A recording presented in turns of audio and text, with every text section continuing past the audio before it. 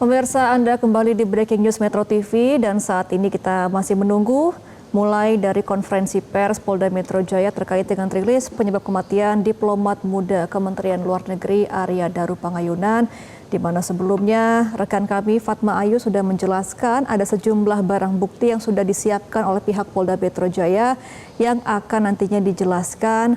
Ini ada sejumlah bukti seperti ada pakaian terakhir digunakan oleh Arya Daru, kemudian juga ada tas, dan kita akan langsung bergabung melihat bagaimana rilis hari ini.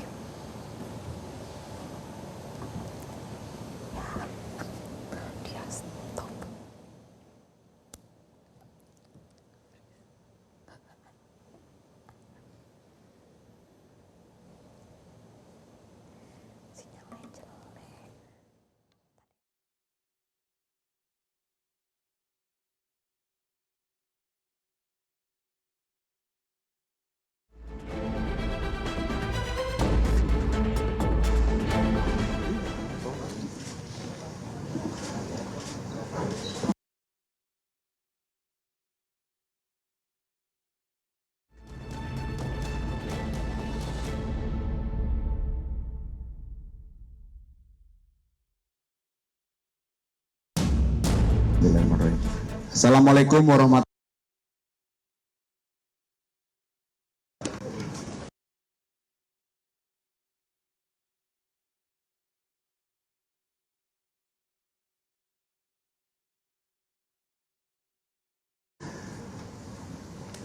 wabarakatuh.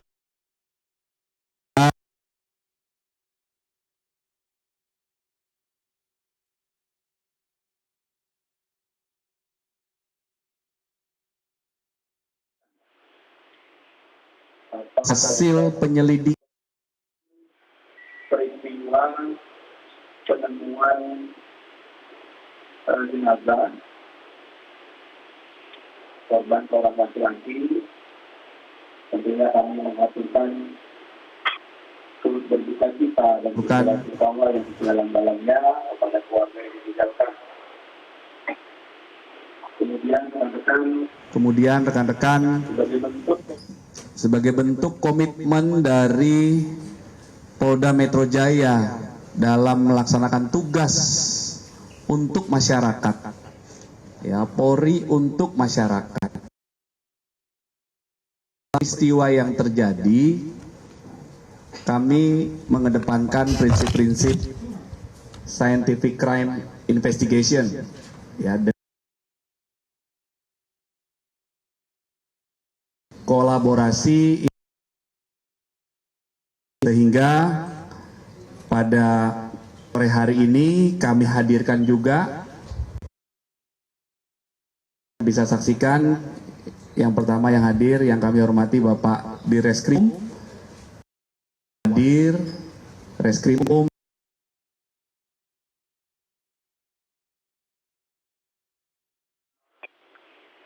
mitra ahli juga kami hadirkan yang telah terlibat selama ini mendukung proses pengungkapan peristiwa ini. Yang pertama dari Forensik ini Bapak Nathanael PJ Sumangkong, MPSI PhD, kemudian dari Puslapor Bareskrim Polri tadi Bapak Nathanael melakukan pendalaman terkait dengan latar belakang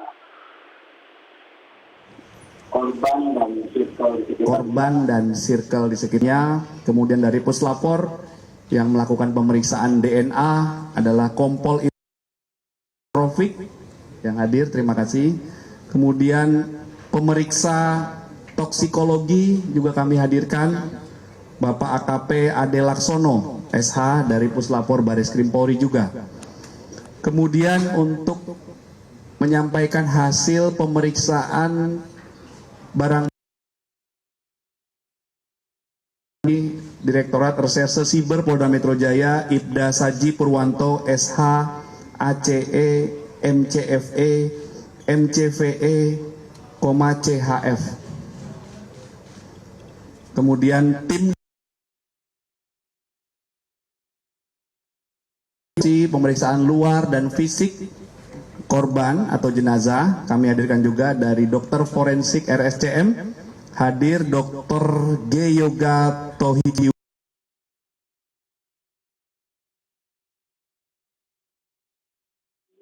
atau juga yang ada di TKP, kami hadirkan juga Bapak Sigit Kusdianto dari Pusiden Baris. yang ada di TP, kami hadirkan juga Bapak Sigit Kusdianto dari Pusiden Bareskrim.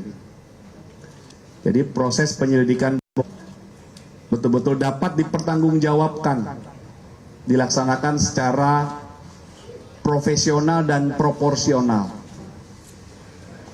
Kemudian untuk kesempatan yang pertama kami persilakan Bapak Direskrim untuk menjelaskan kronologi peristiwa yang ditemukan, kemudian langkah-langkah yang telah dilakukan oleh tim gabungan dari mulai mendatangi TKP awal, rekan-rekan kami dari Polsek Menteng dan Polres Metro Jakarta Pusat bersama-sama dengan tim dari Subdit Resmob Ditreskrim Polda Metro Jaya.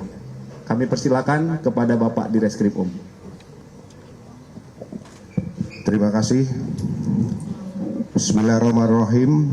Assalamualaikum warahmatullahi wabarakatuh. Selamat sore dan salam sejahtera bagi kita semua. Om Swastiastu, Namo Buddhaya, salam kebajikan. Yang kami hormati Bapak Kabid Humas, yang kami hormati Pak Nathanael dari Apsifor, rekan-rekan dari Puslapor, dari Pusiden, kemudian dari Lab Digital, Pak Dr. Yoga dari RSCM,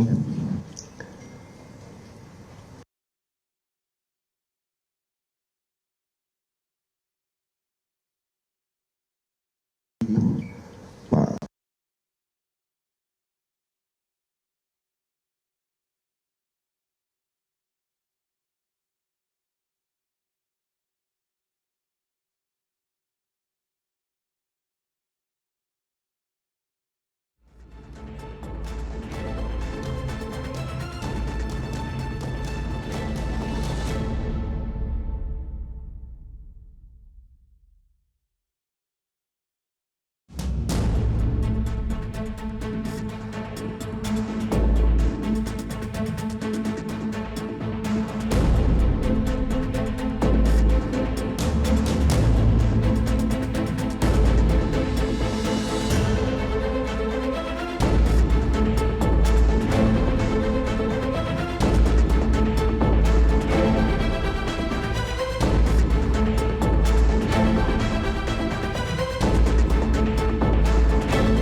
rekan-rekan sekalian,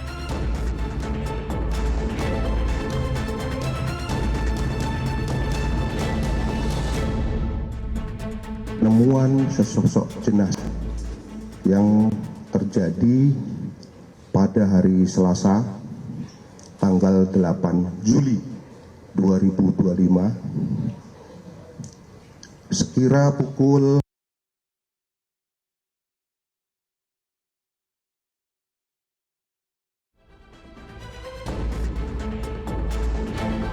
di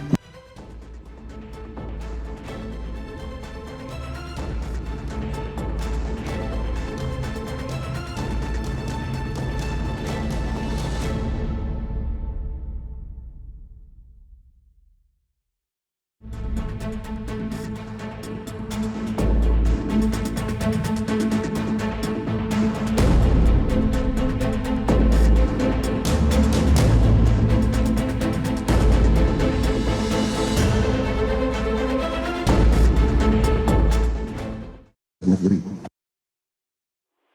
Kronologis daripada kejadian Kronologis di mana pada awalnya Polsek Menteng menerima laporan adanya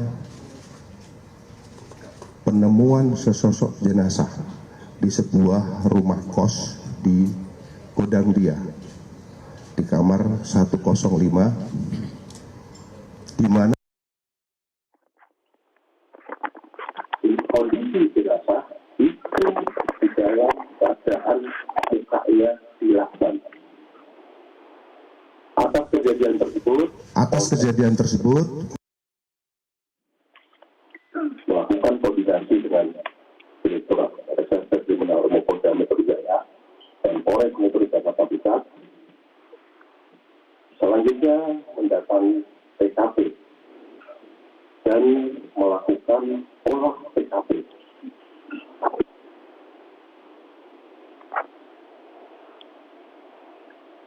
Langkah selanjutnya,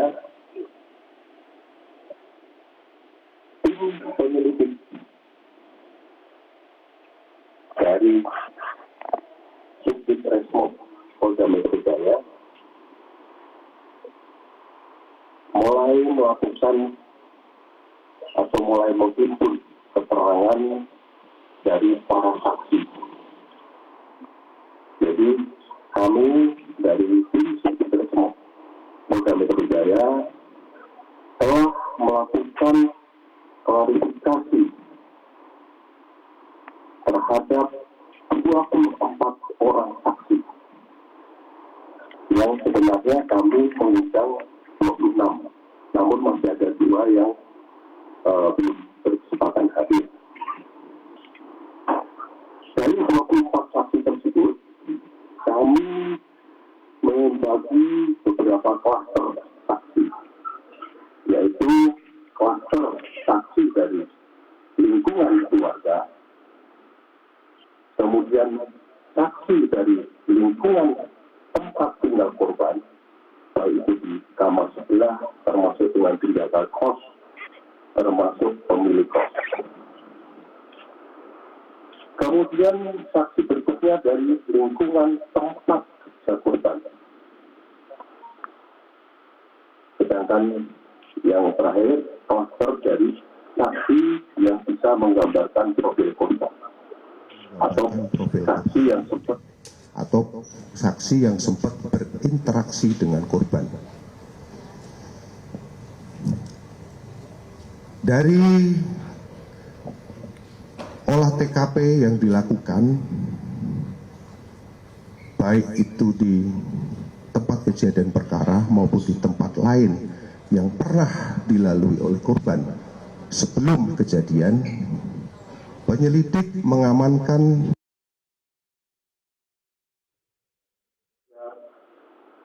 unit barang bukti atau 103 jenis barang bukti. Adapun rincian daripada barang bukti tersebut, kami bagi menjadi beberapa klaster. Yang pertama adalah klaster di mana penyidik mengamankan barang bukti tersebut di kantor korban. Kemudian yang kedua, penyelidik mengamankan barang bukti tersebut di tempat kos korban. Kemudian yang berikutnya lagi, penyelidik mengamankan barang bukti tersebut dari keluarga korban maupun dari saksi-saksi yang lain.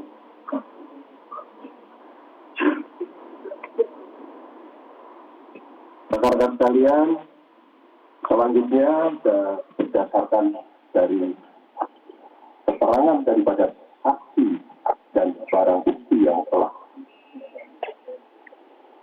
dihimpun dan diamankan oleh penyelidik, tim penyelidik selanjutnya melakukan koordinasi dan menggandeng para ahli terkait untuk melakukan penelitian terhadap barang bukti yang sudah kita amankan.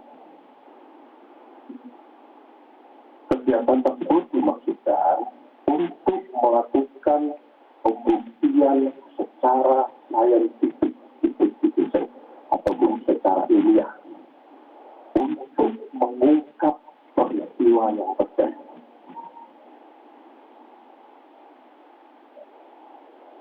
Oleh karena itu,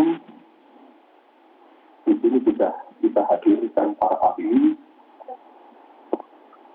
Maka pada kesempatan yang baik ini, kami akan memberikan kesempatan kesempatan kepada para ahli untuk menyampaikan hasil pemeriksaannya masing-masing. Jadi kami harapkan hasil pemeriksaan juga yang disampaikan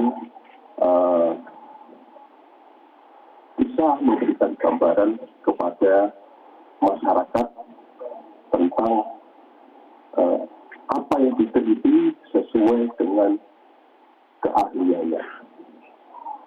Untuk itu, pada kesempatan yang pertama, kami berikan kesempatan kepada ahli daktiloskopi ataupun yang melakukan penelitian terhadap sidik jari. Ini dari Pusat Identifikasi Bareskrim Polri. Kami persilakan. Keahliannya. Untuk itu, pada kesempatan yang pertama, kami berikan kesempatan kepada ahli daktiloskopi ataupun yang melakukan penelitian terhadap sidik jari. Ini dari Pusat Identifikasi Bareskrim Polri. Kami persilahkan.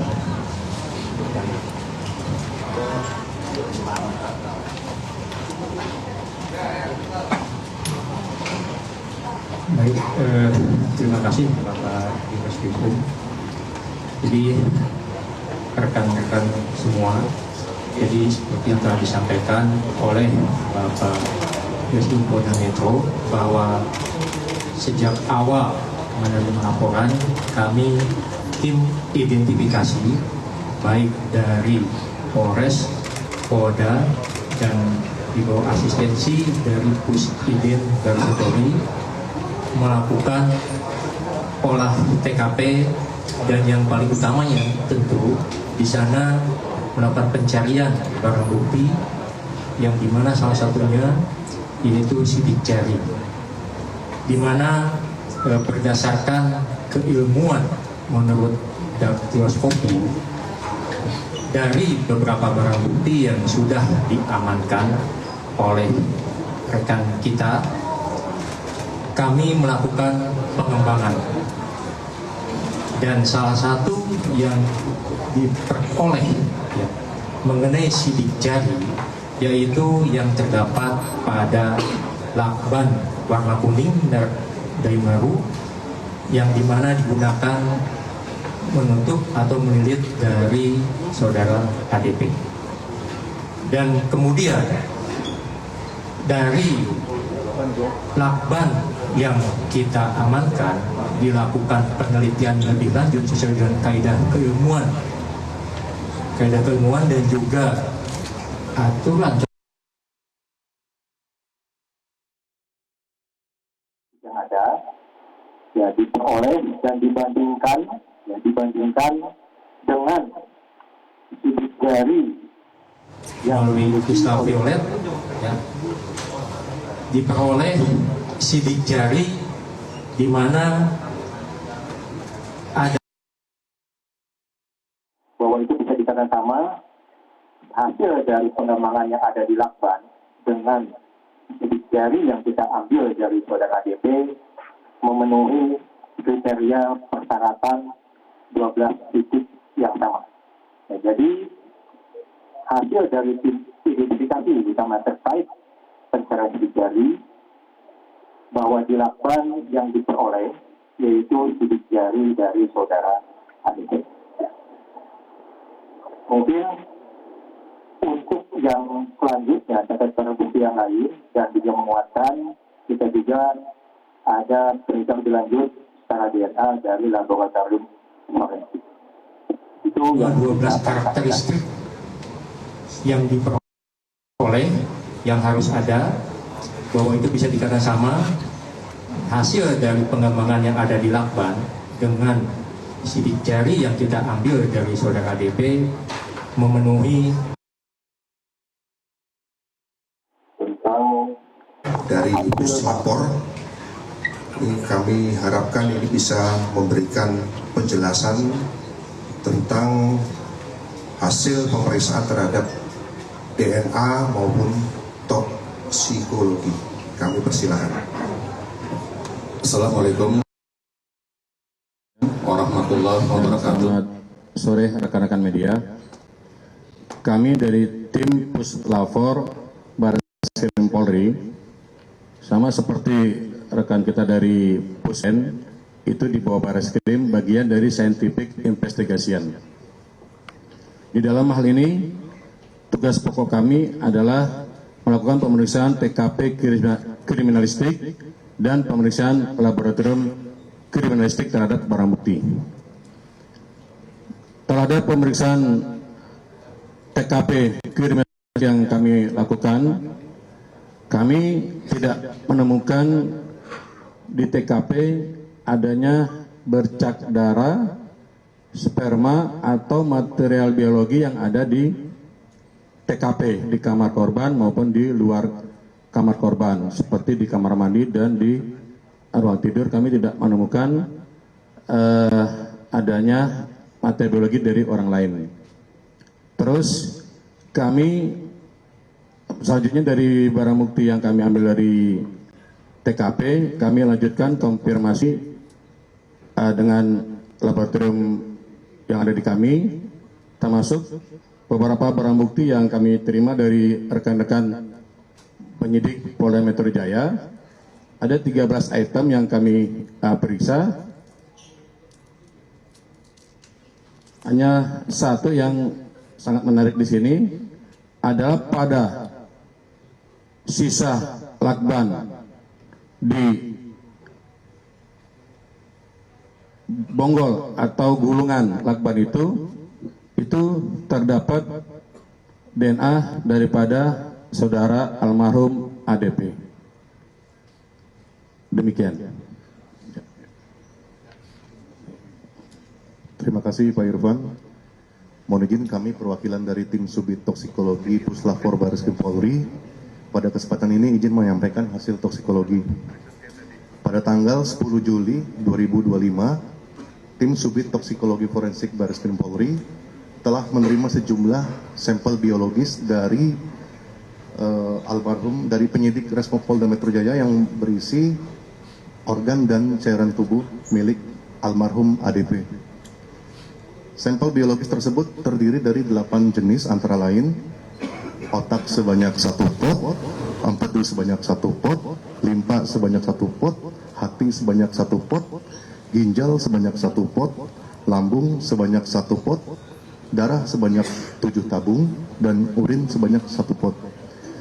Pemeriksaan di laboratorium Subdit Toksikologi Forensik ini bertujuan untuk mendeteksi senyawa toksin yang keberadaannya apakah ada di dalam organ dan cairan tubuh tersebut, antara lain obat-obatan, bahan kimia, pestisida, alkohol, dan lain-lain. Metode analisis yang digunakan terhadap sampel biologis antara lain berupa uji pendahuluan seperti Conway atau mikrodifusi dan good size test. Ini bertujuan untuk menguji apakah pada sampel uji tersebut terdeteksi senyawa toksin seperti cyanida, arsenik, alkohol, dan amonia. Kemudian setelah dilakukan uji pendahuluan, seluruh sampel dilanjutkan ke tahap pemeriksaan alat-alat instrumen, antara lain gas kromatografi mass spectrometry atau GCMS, kemudian gas kromatografi flame ionization detector atau GCFID, kemudian liquid kromatografi mass spectrometry atau LCMS, dan ion kromatografi. Setelah dilakukan rangkaian pemeriksaan sampel, didapat hasil sebagai berikut. Seluruh organ dan cairan tubuh milik almarhum ADP tidak terdeteksi senyawa toksin seperti pestisida, cyanida, arsenik, alkohol, maupun narkoba. Kemudian dari pemeriksaan lanjutan ditemukan hasil sebagai berikut.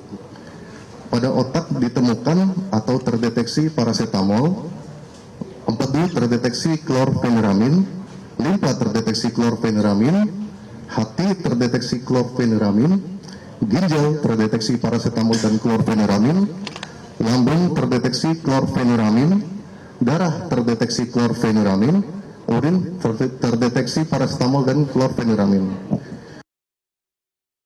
Pemeriksaan menunjukkan seluruh sampel organ dan cairan tubuh tidak terdeteksi senyawa toksik umum seperti pestisida, cyanida, arsenik, alkohol maupun narkoba.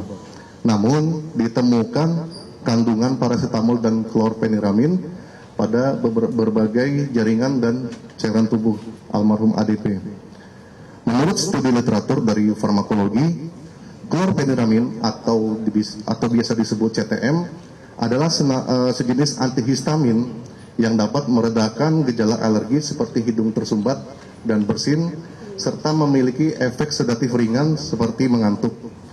Kemudian paracetamol merupakan jenis obat analgesik dan antipiretik yang dapat meredakan nyeri serta menurunkan demam. Kombinasi kedua jenis senyawa tersebut biasa ditemukan pada obat flu dan demam yang umum beredar di pasaran. Temuan ini menunjukkan adanya konsumsi atau paparan obat sebelum kematian. Selanjutnya, seluruh hasil pemeriksaan telah dituangkan ke dalam produk berita acara pemeriksaan nomor 4224-KTF-2025 dan telah diserahkan kepada penyidik serta kedokteran forensik untuk analisis lebih lanjut. Demikian penyampaian hasil toksikologi ini saya sampaikan. Atas perhatiannya diucapkan terima kasih. Terima kasih dari Puslapor, yang mana ahli dari tim yang meneliti DNA maupun toksikologi sudah melakukan pemeriksaan. Selanjutnya kami berikan kesempatan kepada tim dari Laboratorium Digital Forensik, yang mana kita kemarin ada melakukan ataupun mengamankan barang bukti berupa rekaman CCTV, kemudian device baik laptop maupun handphone yang telah dilakukan pemeriksaan secara digital forensik. Untuk itu kami persilakan kepada tim dari digital forensik. Assalamualaikum warahmatullahi wabarakatuh. Terima kasih, mohon izin Bapak Direktur Reserse Kriminal Umum, Bapak Kabid Humas. Kami dari Laboratorium Digital Forensik atas izin Bapak Direktur Reserse Siber Polda Metro Jaya, izinkan kami menyampaikan hasil teman-teman kami yang berkaitan dengan perkara yang ditangani oleh Direktorat Reserse Kriminal Umum Polda Metro Jaya. Jadi kami digital forensik menerima sebanyak 14 digital evidence atau barang atau benda uji digital, di mana 5 diantaranya adalah yang diduga dimiliki atau dikuasai atau digunakan oleh ADP. Dari barang-barang tersebut kami lakukan pemeriksaan yang menggunakan standarisasi internasional yaitu ISO 17025, kemudian 27037 dan 27042, di mana tata cara dan prosedurnya adalah melakukan namanya collecting, acquiring, analisis, dan investigasi. Jadi proses yang kami lakukan menggunakan prosedur namanya computer forensik, storage forensik, mobile phone forensik, internet dan cloud forensik, kemudian multimedia forensik. Dari proses tersebut kami akan melakukan namanya relevansi terhadap peristiwa yang ditangani, baik dari amount data maupun timestamp yang terjadi. Dari report result, kami melakukan pemeriksaan atau analisis terhadap file multimedia dari CCTV, gambar yang diambil dari rekaman CCTV sebanyak 20 titik.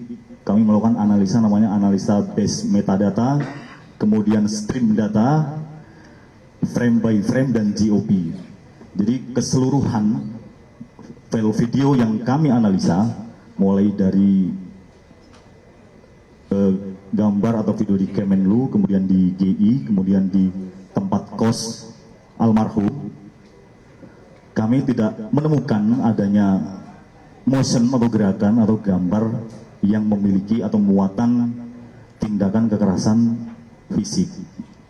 Kemudian terhadap barang-barang lainnya yang diduga dikuasai atau digunakan oleh almarhum, salah satu temuan yang menarik dari digital forensik adalah pada perangkat seluler handphone, di mana perangkat tersebut aktif pertama berdasarkan devices riwayat devices. Jadi Henry tersebut aktif pertama tanggal 29 Juni 2019, kemudian terakhir digunakan komunikasi tanggal 20 September 2022.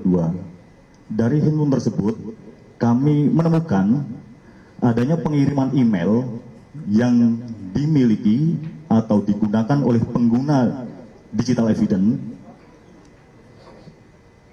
Alamatnya adalah di daru_c@yahoo.com, dikirim ke salah satu badan amal yang menyediakan layanan dukungan terhadap orang yang memiliki emosional yang mengalami perasaan tertekan dan putus asa, termasuk yang dapat menyebabkan bunuh diri.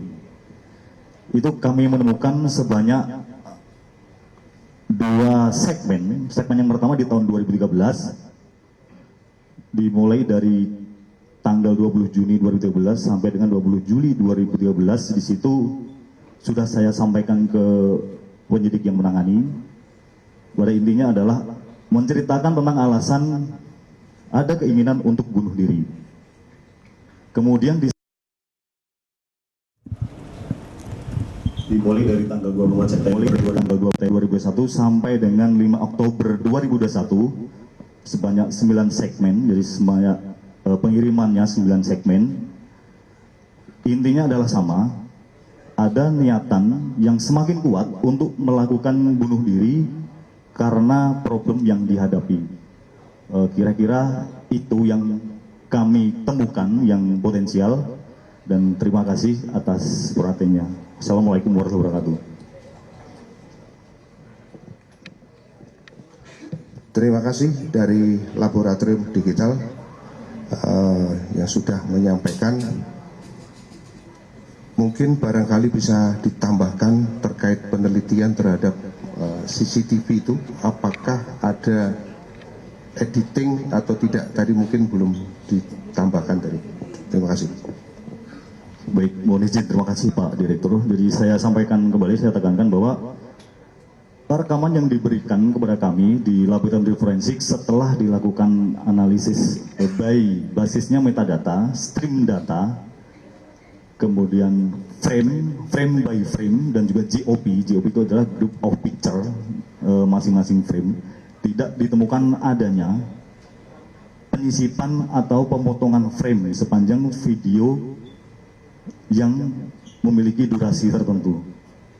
Jadi kami sudah melakukan penelitian sebanyak 130 event yang dimulai dari basement kemudian sampai dengan dilakukan identifikasi di tempat kos tanggal 8. Jadi kami tidak menemukan adanya konten-konten yang bermuatan atau gerakan-gerakan yang memiliki muatan adanya tindakan kekerasan. Demikian, terima kasih Pak Direktur.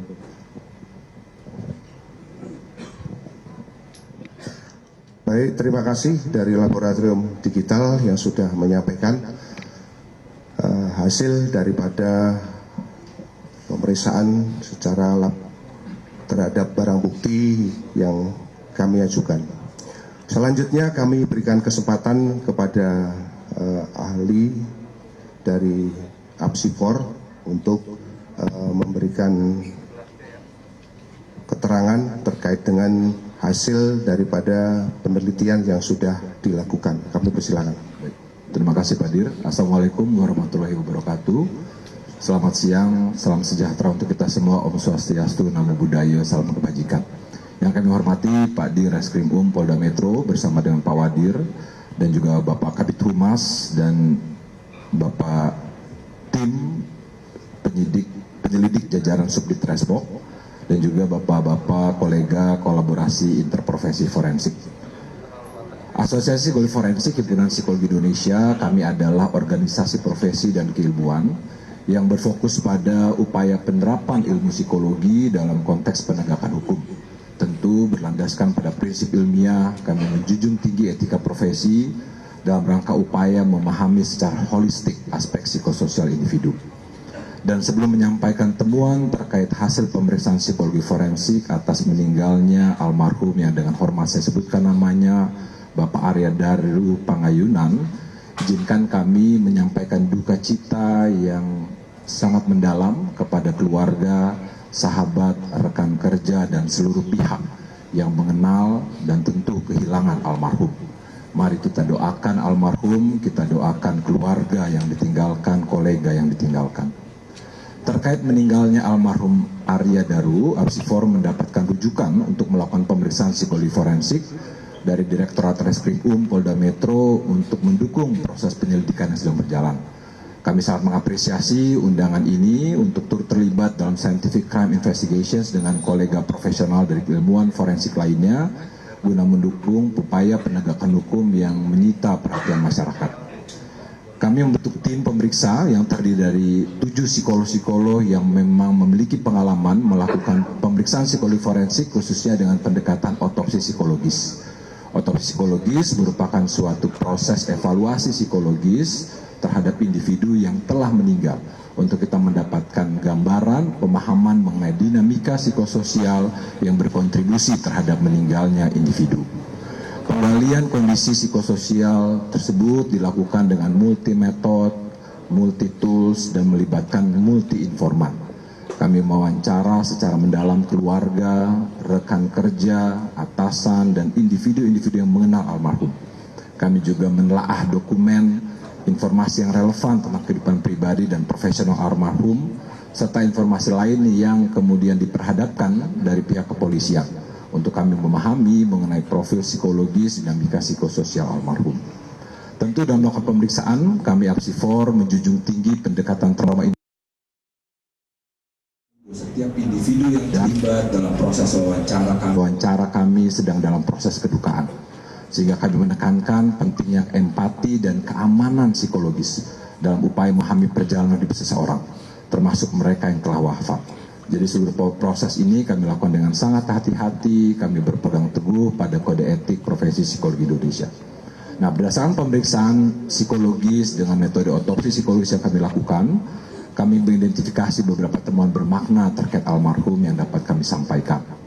Yang pertama, almarhum merupakan individu yang dikenal di lingkungannya sebagai pribadi dengan karakter positif. Beliau bertanggung jawab, suportif terhadap rekan kerja, pekerja keras, sangat diandalkan, dan merupakan individu yang peduli terhadap lingkungannya. Sebagai sosok yang kedua, sebagai sosok yang selalu berusaha menampilkan karakter diri, kualitas diri yang positif di lingkungan, almarhum mengalami kesulitan dalam mengekspresikan emosi negatif yang kuat, terutama dalam situasi tekanan yang tinggi. Tekanan tersebut dihayati secara mendalam sehingga mempengaruhi bagaimana almarhum memandang dirinya, memandang lingkungan, memandang masa depan. Almarhum berusaha menginternalisasi berbagai emosi negatif yang dirasakan dan berupaya untuk tidak menunjukkannya di depan orang lain.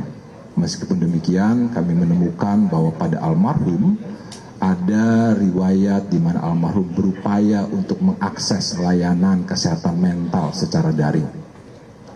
Terakhir kali dari data-data yang dihimpun, kami melihat kurang lebih sekitar tahun 2021. Awalnya dari data yang dihimpun di tahun 2013. Yang ketiga, ini kami pikir juga sangat penting bagaimana kita memahami situasi kehidupan almarhum, bahwa masa akhir kehidupannya sebagai diplomat, almarhum bertugas yang sangat mulia melakukan perlindungan terhadap warga negara Indonesia. Almarhum adalah pekerja kemanusiaan.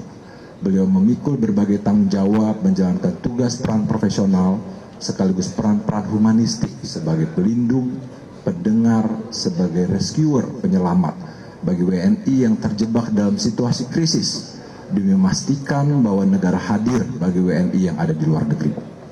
Bapak Ibu sekalian, perlu kita ketahui bahwa peran tersebut tentu menuntut empati yang tinggi, kepekaan emosional yang mendalam, ketahanan psikologis, sensitivitas sosial, yang ini semua tentu menimbulkan dampak seperti burnout, compassion fatigue atau kelelahan kepedulian, terus menerus terpapar dengan pengalaman-pengalaman penderitaan, vicarious trauma.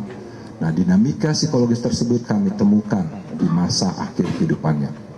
Yang keempat, Meskipun menghadapi dinamika psikologis yang kompleks, karakteristik kepribadian almarhum yang berusaha untuk menekan apa yang dirasakan membuat almarhum cenderung sulit untuk atau mengalami hambatan dalam mengelola kondisi psikologis negatif yang dialaminya secara adaptif dan cenderung berusaha untuk menutupinya.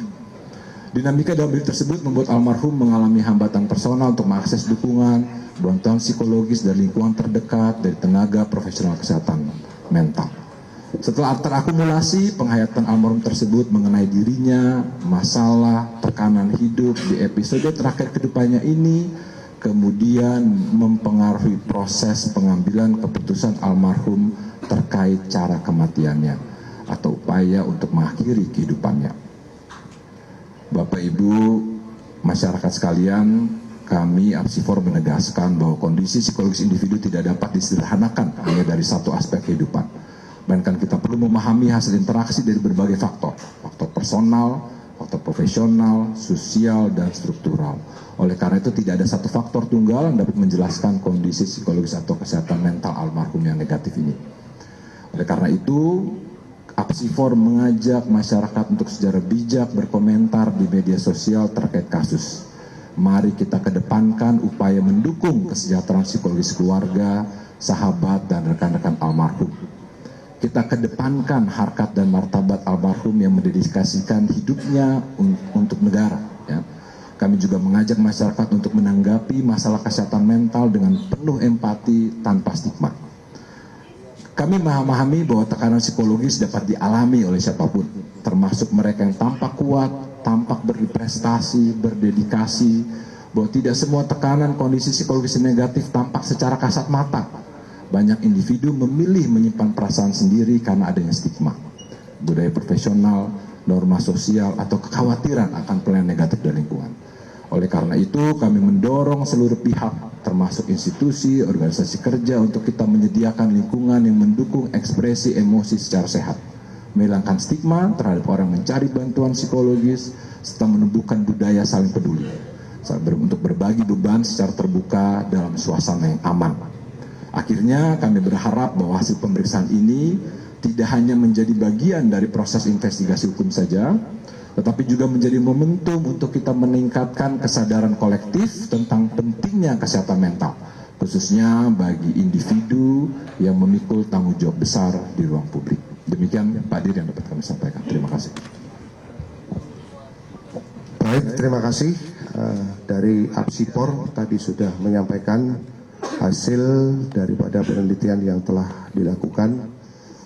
Selanjutnya kami berikan kesempatan kepada tim dari RSCM yang telah melakukan pemeriksaan baik visum maupun otopsi. Kami persilakan. Baik, terima kasih Pak Dir. Dapat saya jelaskan terkait dengan kasus almarhum ADP.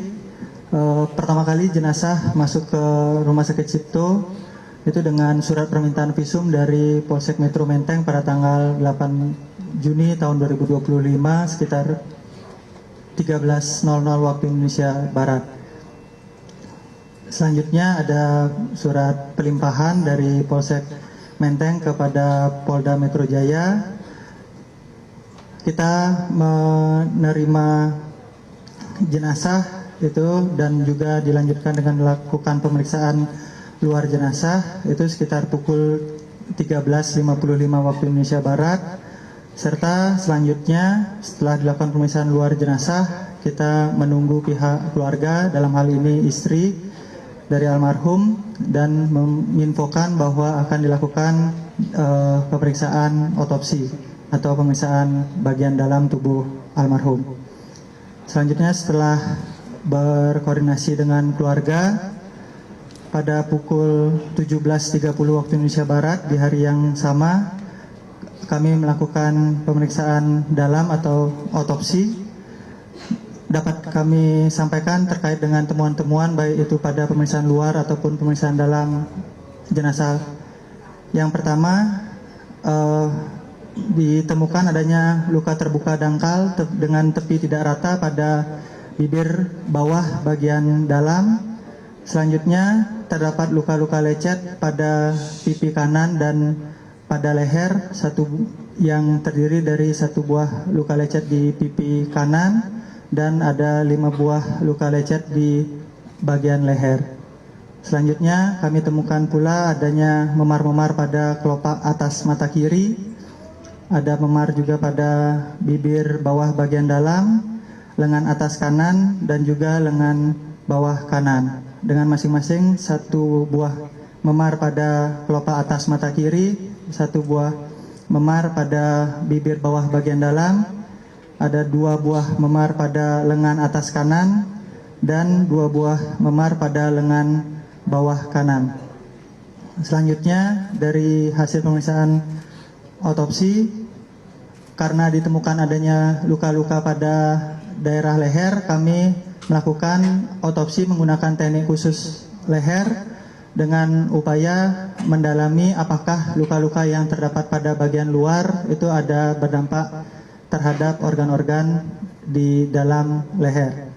Selanjutnya dapat kami laporkan bahwa pada otot-otot leher itu tidak ditemukan adanya resapan darah.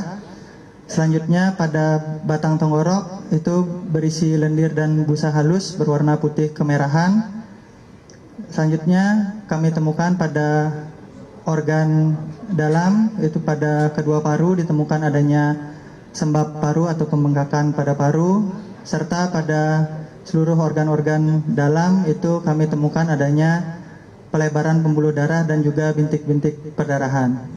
Dari pemeriksaan-pemeriksaan tersebut, seluruh organ kita ambil sampel jaringannya, baik itu untuk dilakukan pemeriksaan toksikologi dan juga pemeriksaan histopatologi. Pemeriksaan awal toksikologi di Rumah Sakit Cipto dilakukan pemeriksaan penyaring nafsa dan juga alkohol menggunakan sampel urin, didapatkan hasil negatif. Walaupun hasilnya negatif, tetap kita lakukan konfirmasi ke Puslapfor dengan hasil seperti yang disampaikan tadi. Selanjutnya dari hasil pemeriksaan histopatologi, kita konfirmasi luka yang ada di bibir bagian dalam, didapatkan hasil dari histopatologi forensik bahwa terdapat gambaran perdarahan pada luka tersebut yang sesuai dengan tanda intravitalitas luka. Artinya luka tersebut terjadi pada saat almarhum masih hidup. Selanjutnya ditemukan gambaran kekurangan oksigen, baik itu pada jaringan jantung, adanya gambaran jejas kekurangan oksigen akut. Selanjutnya pada paru ditemukan adanya gambaran perbendungan disertai pembengkakan. Selanjutnya serta organ-organ dalam lainnya itu terdapat gambaran pelebaran pembuluh darah dan adanya ekstravasasi sel darah merah atau keluarnya sel dari pembuluh-pembuluh darah. Dapat kami simpulkan bahwa dari hasil pemeriksaan forensik itu pada pemeriksaan terhadap mayat laki-laki berusia sekitar 39 tahun dan bergolongan darah O ini ditemukan adanya luka terbuka dangkal pada bibir bagian dalam, luka-luka lecet pada wajah dan leher, serta memar-memar pada wajah, bibir bagian dalam, dan anggota gerak atas kanan akibat kekerasan tumpul. Selanjutnya ditemukan darah berwarna lebih gelap dan encer, lendir serta busa halus pada batang tenggorok, adanya sembab paru, tanda-tanda perbendungan pada seluruh organ dalam, dan tidak ditemukan adanya penyakit pada organ-organ dalam almarhum. Selanjutnya pada hasil pemeriksaan laboratorium toksikologi serta histopatologi, dari pemeriksaan laboratorium toksikologi tidak ditemukan adanya zat yang dapat menyebabkan gangguan pertukaran oksigen. Tidak ditemukan adanya penyakit ataupun zat yang dapat menyebabkan gangguan pertukaran oksigen pada organ ataupun jaringan tubuh almarhum. Maka sebab mati almarhum akibat gangguan pertukaran oksigen pada saluran nafas atas yang menyebabkan mati lemas. Demikian Pak Dir yang dapat saya sampaikan. Terima kasih. Baik, terima kasih dari RSCM yang sudah menyampaikan hasil pemeriksaan baik itu visum maupun otopsi yang sudah dilaksanakan. Rekan-rekan sekalian, perlu kami sampaikan dari hasil serangkaian penyelidikan yang dilakukan oleh penyidik, baik itu dari keterangan saksi-saksi, kemudian dikaitkan dengan barang bukti, serta didukung oleh scientific investigation crime dan keterangan para ahli, kami menyimpulkan bahwa pada hari Selasa tanggal 8 Juli 2025 sekitar pukul 8:10 waktu Indonesia bagian Barat telah ditemukan sesosok mayat laki-laki di rumah kos di guest house Godang Dia, kamar 105 di Jalan Godang Dia Kecil nomor 22 Menteng, Jakarta Pusat. Setelah dilakukan olah TKP dan pendalaman bahwa identitas daripada korban adalah ADP berusia 39 tahun yang merupakan staf dari Kementerian Luar Negeri. Pada saat ditemukan, korban dalam posisi terlentang dengan menggunakan celana pendek dan kaos, terbaring di atas kasur dalam keadaan kepala tertutup plastik dan terlilit lakban warna kuning. Dan pada saat ditemukan, ini kami luruskan, kesempatan ini kami luruskan karena kemarin ada beberapa pemberitaan di media yang menyatakan bahwa tangannya terikat. Bahwa faktanya pada saat ditemukan tangan korban tidak terikat. Tangan dan kaki tidak terikat.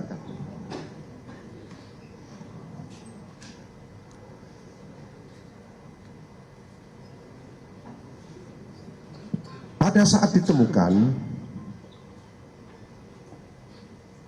posisi kamar korban dalam keadaan terkunci. Perlu kami jelaskan bahwa ketika ditemukan tersebut, kunci daripada kamar korban ini ada 3 lapis. Yang pertama adalah lapisan dengan menggunakan kartu tap. Itu bisa diakses dari luar.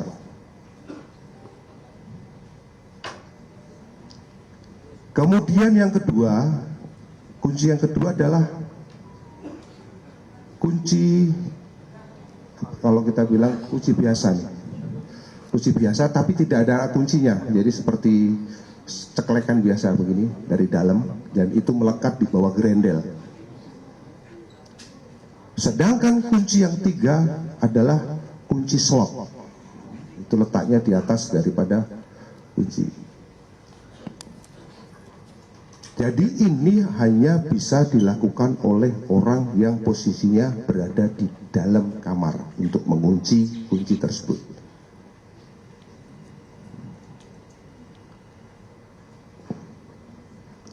Kemudian setelah dilakukan penelitian terhadap TKP, tidak ada akses lain untuk memasuk ke dalam kamar tersebut selain pintu maupun jendela. Karena di samping ini adalah tembok, belakang juga tembok. Sedangkan penyelidik telah melakukan pengecekan dan penelitian secara mendalam terhadap plafon, dan itu plafon tidak ada yang rusak.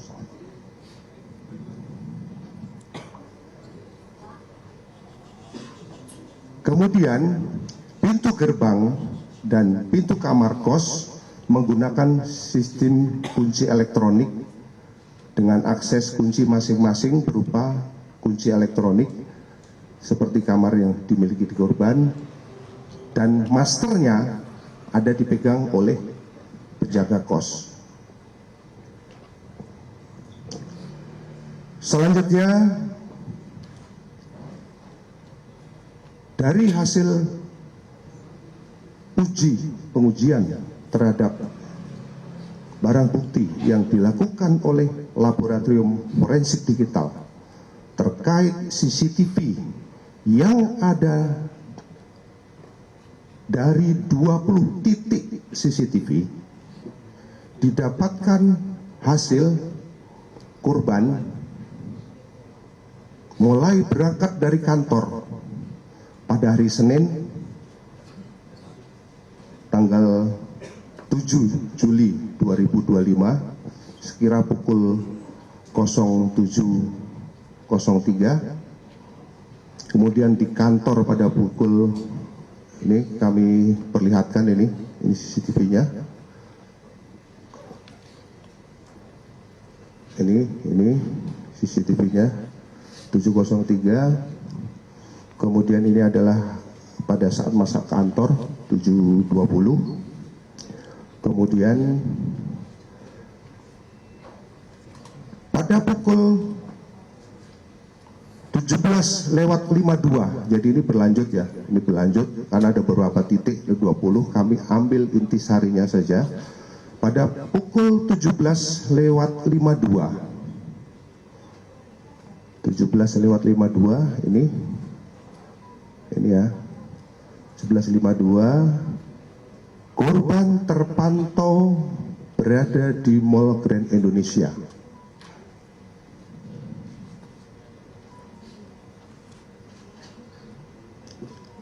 Ini selaras juga dengan hasil analisa terhadap IT daripada profil korban. Selanjutnya, korban pada pukul 21.39 termonitor memasuki Kemenlu.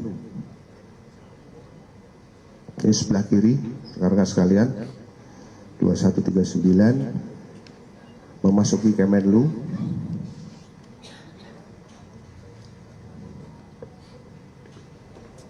Selanjutnya, korban berada di rooftop gedung Kemenlu di lantai 12 pada pukul 21.43 lewat.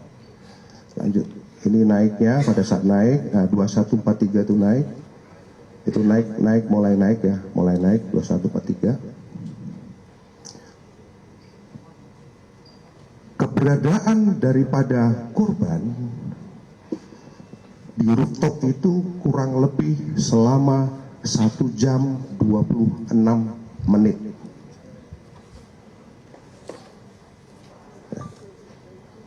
Berdasarkan pengamatan dari CCTV,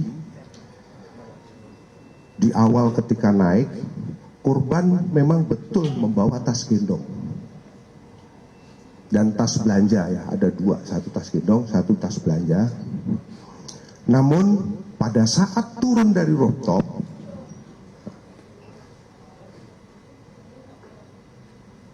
korban sudah tidak membawa tas gendongnya kembali maupun tas belanjanya. Jadi pada saat naik membawa, pada saat turun itu korban sudah tidak membawa lagi.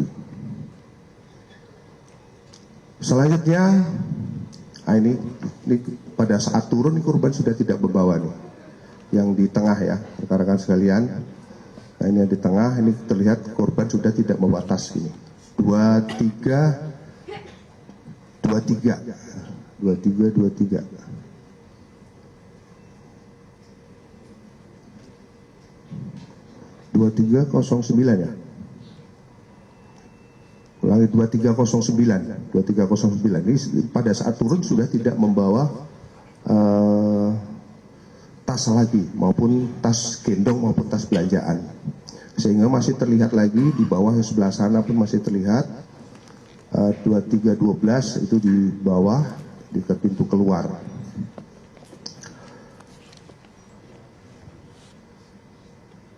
Rekan-rekan sekalian, selanjutnya pada pukul 23.23 korban termonitor masuk di pintu kos. Ini malah pintu kos ini sebelah kiri. Saya ulangi, ya ini pintu kos. Ini pintu kos, ada pintu kos ini. Ini terpantau mulai masuk ke dalam kamar dan kemudian ini membuang sampah. Lanjut.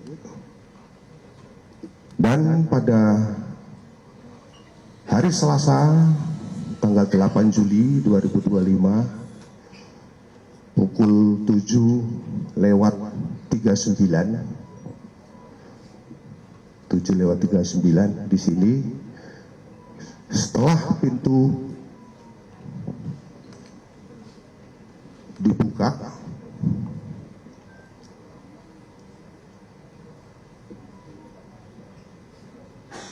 baru ditemukan meninggal.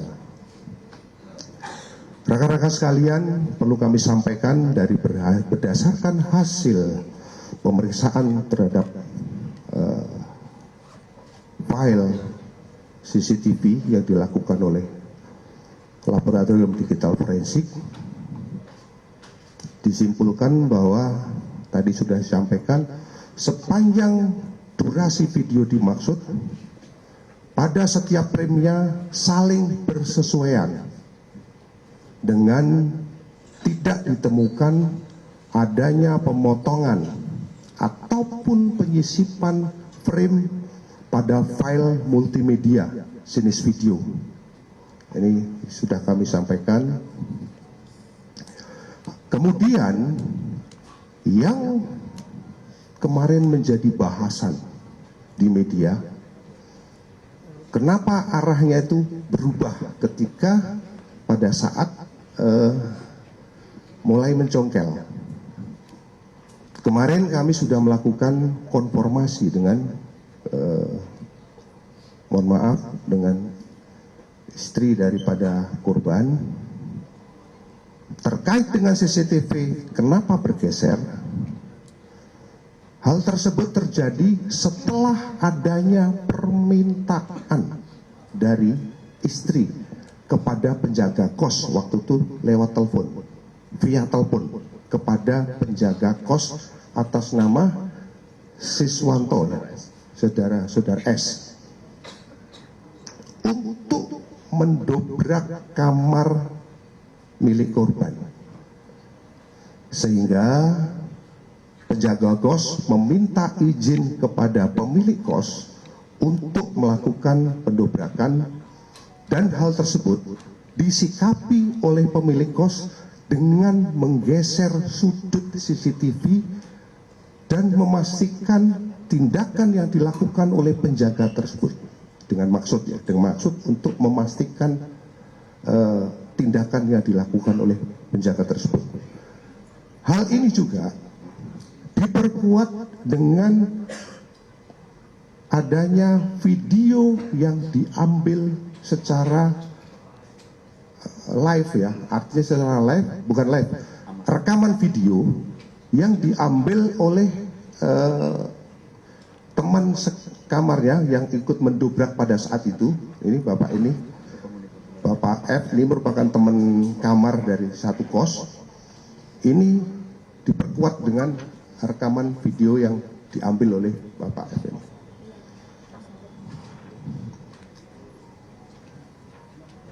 Rekan-rekan sekalian, itu dari analisis terhadap CCTV yang kita kumpulkan. Selanjutnya berdasarkan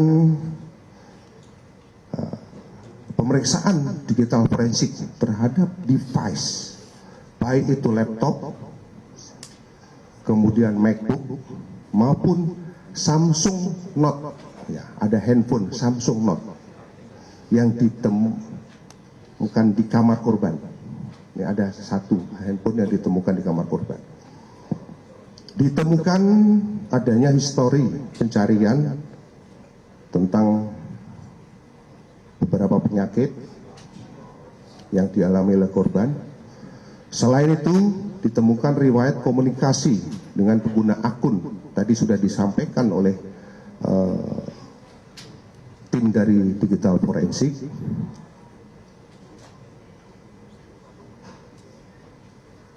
Yang intinya bahwa yang terpenting terhadap hasil penelitian ini bahwa belum ditemukan adanya informasi ataupun dokumen elektronik yang berisi muatan ataupun ancaman baik fisik maupun psikis maupun ancaman kekerasan terhadap korban. Jadi saya ulangi lagi, dari hasil penelitian secara digital tidak ditemukan ancaman fisik maupun psikis terhadap korban, termasuk ancaman kekerasan. Selanjutnya, berdasarkan hasil pemeriksaan sidik jari yang dilakukan oleh Pusiden Baris Krim Polri terhadap barang bukti berupa lakban kuning merek Daimaru dan satu buah gelas kaca terhadap korban, bahwa lakban yang ditemukan pada jenazah adalah lakban yang dibeli ya, lakban yang dibeli bersama istrinya di salah satu toko di Yogyakarta. Ini kami sudah konfirmasi dan kemarin sampel yang sama itu sudah diserahkan sama kami. Kemarin sudah kita kembalikan lagi ya sampelnya kalau tidak salah ya.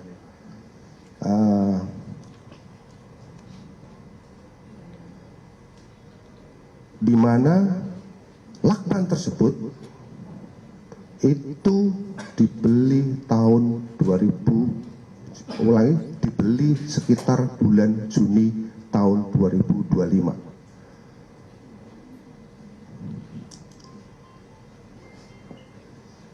Selanjutnya, berdasarkan pemeriksaan daripada DNA yang dilakukan oleh Puslapor Bareskrim dengan meneliti terhadap 11 barang bukti dan melakukan uji terhadap barang bukti yang ada, dengan hasil tidak ditemukan adanya DNA milik orang lain selain DNA milik korban, termasuk pada lakban dan barang bukti yang ada di TKP pada saat itu, mulai dari spray, kemudian sarung bantal, gelas dan lain sebagainya, itu hanya DNA milik korban.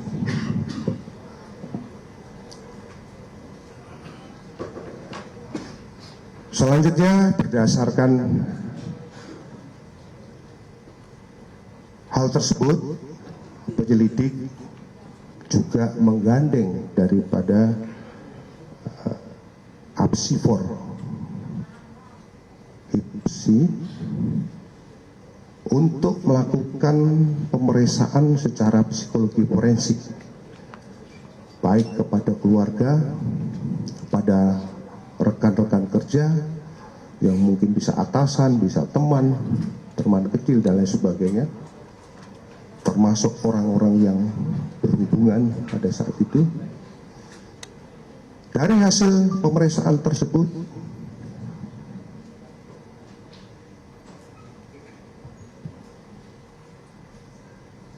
disimpulkan bahwa indikator daripada kematian daripada ADP ini mengarah pada indikasi meninggal tanpa keterlibatan pihak lain.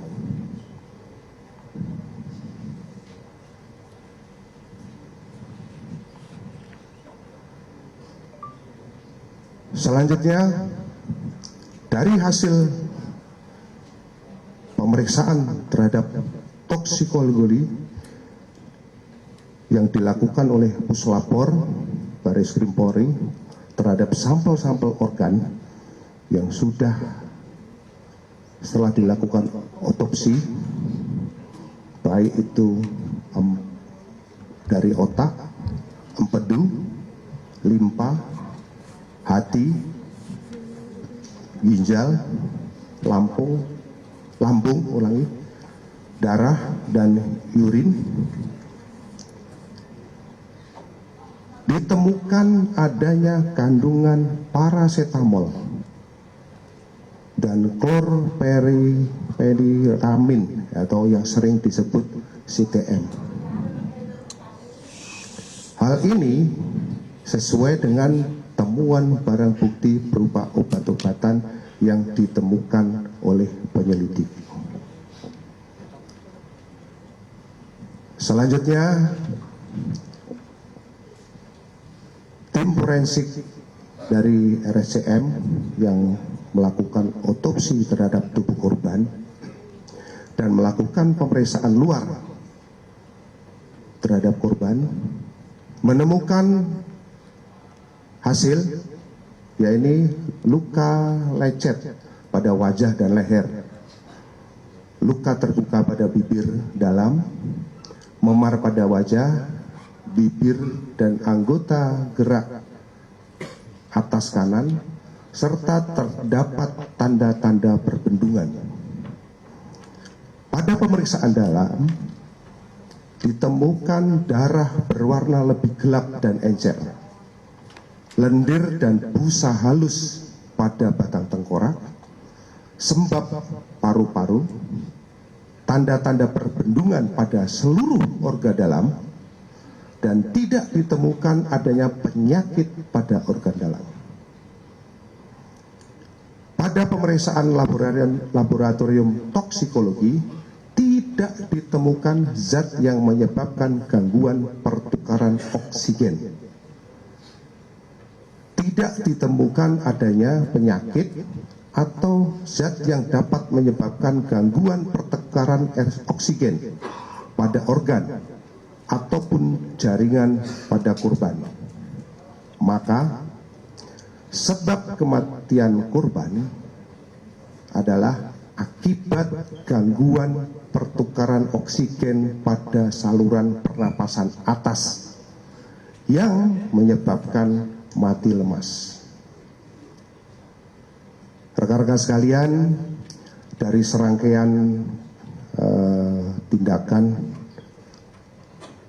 dan kegiatan yang dilakukan oleh penyelidik, mulai dari mendatangi TKP, kemudian melakukan pemeriksaan terhadap saksi-saksi, mengumpulkan barang bukti, kemudian kita dengan melibatkan saksi ahli, dan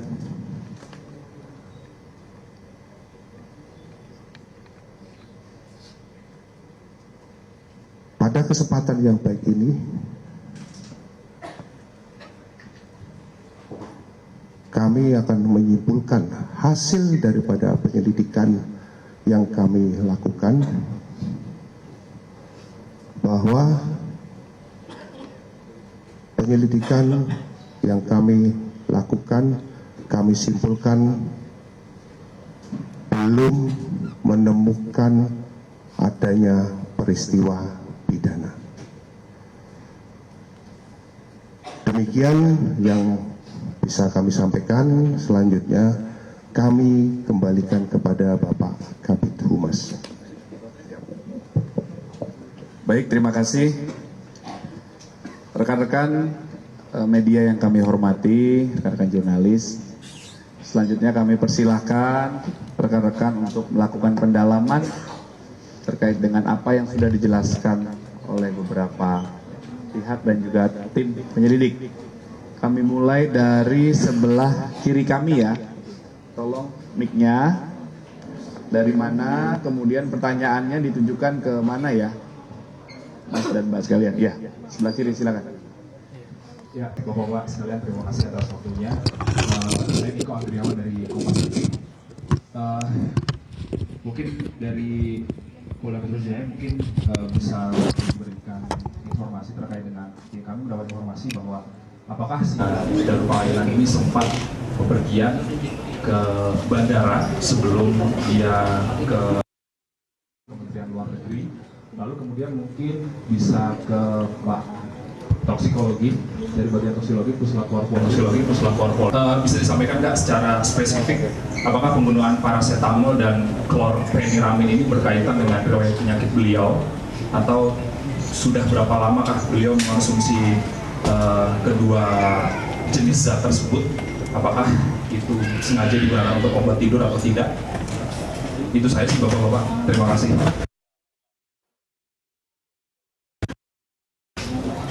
Dikumpulkan semuanya. Dia dulu ya. Oke, Mas silakan. Bertanya Pak, saya Putu Bagus dari Liputan SCTV. Jadi ada 2 pertanyaan Pak.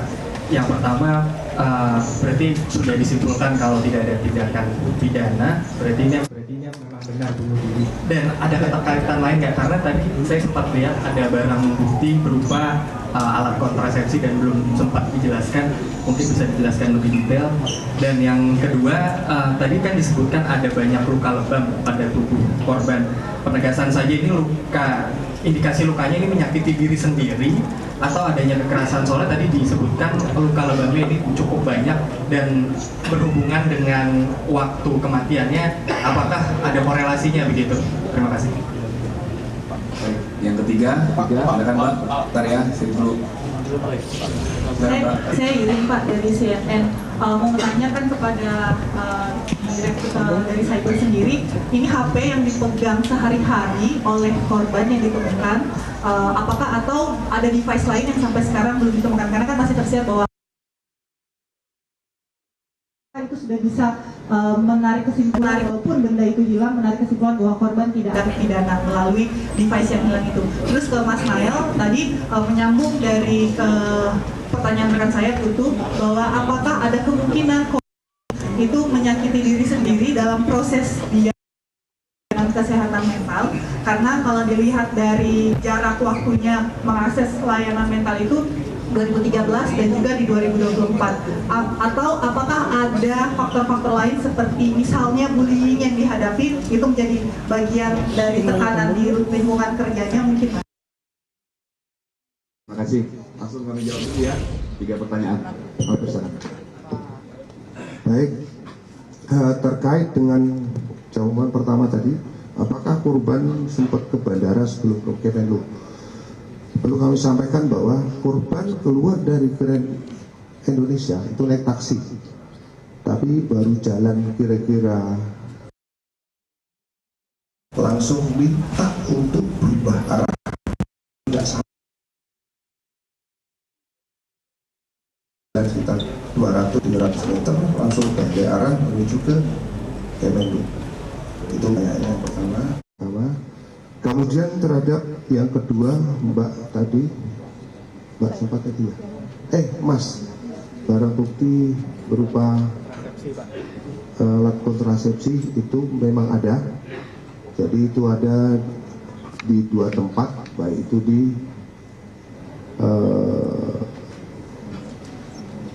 yang dibuang dari kamar, dan ada juga ditemukan di tas gendong yang ditemukan di lantai 12. Kalau untuk apanya kami kurang tahu, Mas.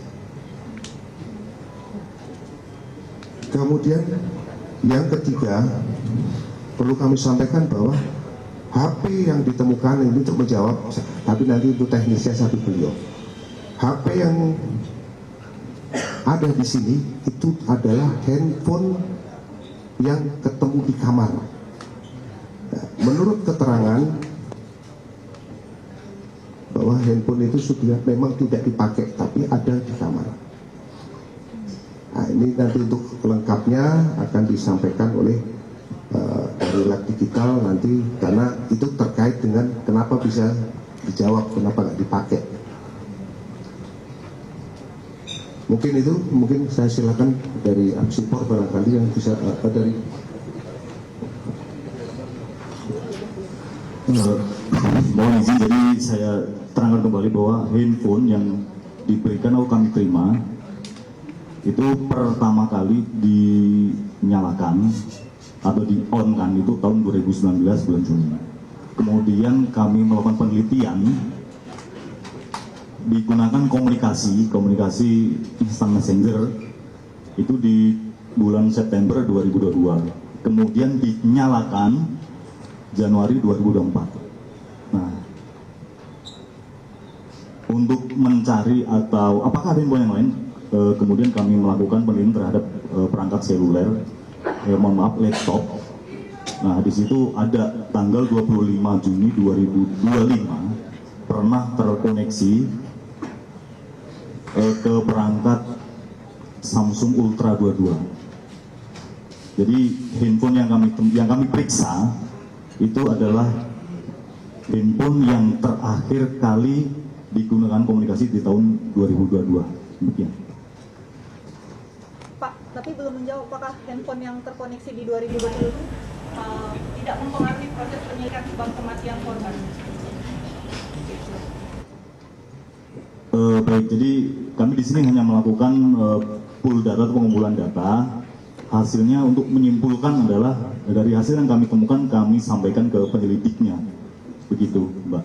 Jadi yang selama ini diperiksa ponsel yang Samsung Note 9 ini? Iya, betul.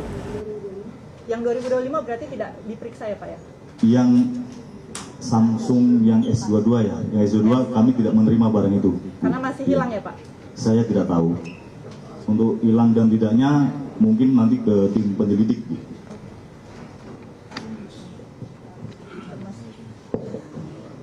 Oke, kami sampaikan bahwa handphone Samsung Ultra 22 yang sehari-hari dipergunakan oleh korban sampai sekarang belum diketemukan. Kami sampaikan bahwa handphone tersebut belum diketemukan. Kemudian terkait apakah ada keinginan untuk menyakiti yang tadi diakses tadi ya, mungkin bisa dijawab oleh dari Apsipor, kami persilakan. Terima kasih Pak Dir. Baik, Bapak Ibu, memang kemudian kami menemukan tadi bahwa di situasi terakhir kehidupannya yang bersangkutan mengalami satu tekanan psikologis, ya. Lalu berkaitan perilaku self harm, memang itu sesuatu yang umumnya atau pada beberapa kasus dilakukan pada individu. Namun pada orang-orang yang berinteraksi dengan yang bersangkutan di periode terakhir kehidupannya tidak teramati hal tersebut. Yang pertama. Lalu yang kedua juga mengenai bullying, kami mendapatkan data malah sebaliknya. Di lingkungan kerja yang bersangkutan dipersepsikan oleh atasan sebagai staf yang sangat bisa diandalkan. Dipersepsikan oleh rekan kerja sebagai kolega juga yang sangat positif, ya, bertanggung jawab dan juga tempat bertanya dan juga memberikan motivasi kepada rekan kerja atau kemudian kepada junior, mungkin seperti itu. Dok, itu membelit dengan lakban itu apakah bentuk dari self dirasakan akibat depresinya? Artinya kita lihat di sini tentu tidak bisa hanya ada satu faktor saja, gitu ya. Jadi berbagai faktor kemudian berkontribusi terhadap suatu tindakan seperti itu, ya, dari yang dapat disampaikan.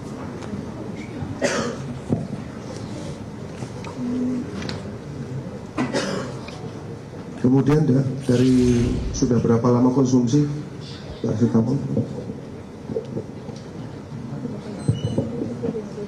Baik, menjawab pertanyaan terkait dengan apakah ada korelasi antara klorpenegamin atau CTM dan paracetamol dengan penyebab kematian korban, karena ini ranah keilmuannya sudah mengarah ke farmakologi dan kedokteran forensik, maka dokter juga yang akan menjawabnya. Ya, baik, dapat kami jelaskan terkait dengan penggunaan paracetamol dan juga CTM tadi, itu waktunya kapan gitu ya? Jadi untuk waktu yang masih dapat terdeteksi dalam tubuh untuk paracetamol itu karena waktu paruh dari obat paracetamol itu sekitar 2-4 jam, maka obat itu akan habis seluruhnya, tidak dapat terdeteksi lagi dalam tubuh itu 4 hingga 8 jam. Selanjutnya untuk obat CTM itu waktu paruh dalam tubuh itu 12 hingga 15 jam. Maka apabila masih terdeteksi itu bisa sampai 24 hingga 30 jam.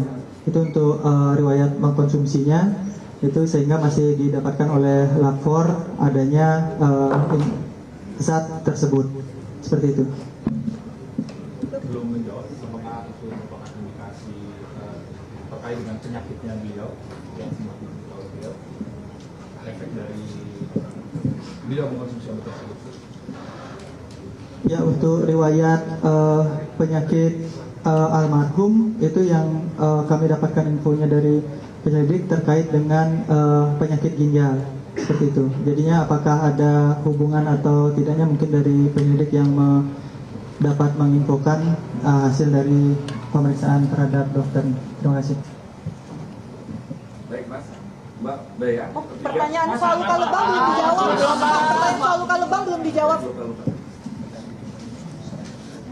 Ya, baik, terkait dengan luka memar, izin saya jelaskan terlebih dahulu perbedaan lebam dan memar di kedokteran forensik, bahwa lebam tersebut terjadi pada saat seseorang telah meninggal.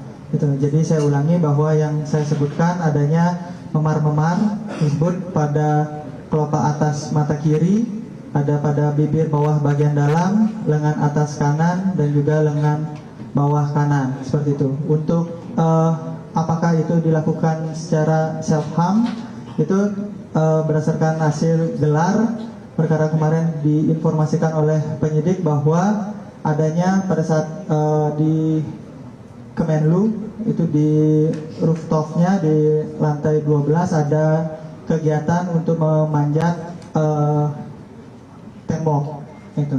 Nah, itu yang dapat menyebabkan adanya memar pada lengan atas kanan, seperti tersebut. Waktu kematiannya kapan, Dok? Tadi belum disebutkan. Baik, untuk perkiraan waktu kematian almarhum 2 hingga 8 jam sebelum dilakukan pemeriksaan luar. Saya ulangi, untuk perkiraan waktu kematian almarhum 2 hingga 8 jam sebelum dilakukan pemeriksaan luar. Di mana pemeriksaan luar kita lakukan pada tanggal 8 Juli 2025 pukul 13.55 waktu Indonesia Barat. Terima kasih. Baik. Baik, terima kasih. Silakan sebelah kiri lagi ya. Silakan. Terima kasih, selamat sore Pak dan juga Bapak-Bapak sekalian. Bapak mungkin bisa dijelaskan untuk arah lilitan lakban itu, apakah searah dengan jarum jam atau malah sebaliknya? Kemudian yang kedua, apakah ditemukan riwayat pencarian korban dalam browsing HP-nya, upaya mengakhiri hidup dengan lakban di kepala? Terima kasih Pak. Baik, yang kedua. Ya, silakan Mbak. Ntar ya biar sini habis. Selamat sore Bapak-Bapak, saya Zeki dari TV One. Izin menanyakan tadi untuk penegasan saja, artinya ini terindikasi tidak ada keterlibatan orang lain. Kalau kita bilang ini bunuh diri begitu. Menurut pengamatan Bapak-Bapak berdasarkan ilmu kriminologi, mungkin ada banyak cara bunuh diri, namun kenapa bunuh dirinya dengan cara demikian? Lalu kedua, dikatakan plafon tidak ada tanda-tanda kerusakan. Ingin penegasan saja, apakah memungkinkan akses keluar masuk dari plafon tersebut? Terima kasih. Baik. Yang ketiga Mbak, silakan. Ya, Mbak ini dulu. Ya udah, silakan Pak. Mic-nya di situ. Enggak. Oh enggak, ya. Mbak dulu ya.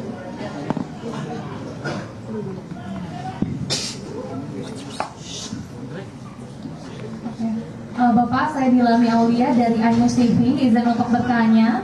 Yang pertama ini terkait dengan tadi kan sempat ke Great Indonesia, Arya ini dengan temannya ada Farah dan juga Dion ya. Apakah hubungan atau keterlibatan antara Farah dengan Arya, kemudian Farah ini apakah sudah masuk ke 24 saksi yang telah dimintai keterangannya atau bahkan Farah ini masuk ke 2 yang belum dimintai keterangan?